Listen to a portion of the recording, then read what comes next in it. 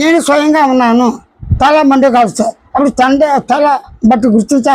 తల గురువు, కాలు చేతులు శిష్యుడు అంటావా? నీకు శరీరం అంటే తల మండం కాలు చేతులు. నేనంటే ఎరుక లక్ష్యంతో గుర్తించడం, గమనించడం, తెలుసుకునే లక్ష్యంతో సహజంగా స్వచ్ఛంద పరిపూర్ణ మౌన స్వరూపంతో తాను ఎరుక లక్ష్యంతో గుర్తించడానికి, గమనించడానికి వ్యవహారం, ఆధ్యాత్మికం అనే ప్రసక్తే లేదు. స్వయంగానే ఉన్నాను. స్వయంగా ఎప్పుడు ఆరాధన జరిగిపోతుంది. ఆరాధన ఏంటి? అందరూ చర్చించు. అయితే మానవత్వంతో ఉండు. మానవత్వం అంటే ఏంటి? నీ యొక్క పనులు నువ్వు చేసుకో. స్నానం చేయటం మానవత్వం ఉంటుంది. అసలు జనరల్గా మానవత్వం అంటే అసలు దేవత రెండు కరెక్టే. ఇక్కడ స్వయం కూడా అవసరం. ఎందుకు రోజు స్నానం చేయటం మానవత్వం ఉంటా చెప్పినాను. అలాగే నీ బట్టలు నువ్వు ఉతుక్కుని నీ పనులు చేసుకుని తింటాం మానవత్వం ఉంటా. ఇదే అందరికీ ఇదే ఉంది కాబట్టి నీకు చేసుకోవాలని సమర్థత లేనిగా సహాయం చేయి.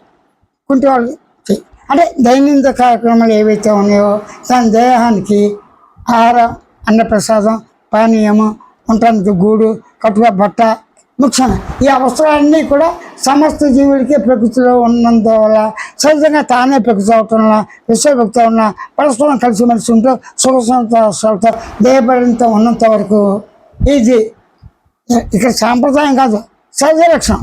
సహజ లక్షణం సాంప్రదాయం కదా. సాంప్రదాయం అంటే ఒక మతం, ఒక అభిప్రాయం వస్తుంది. ఇక్కడ మతం ఏంటి? స్నానం సంజయ్ మతం అంటారు. ఎవరైనా ఇష్టమైన తింటాం అంటారా?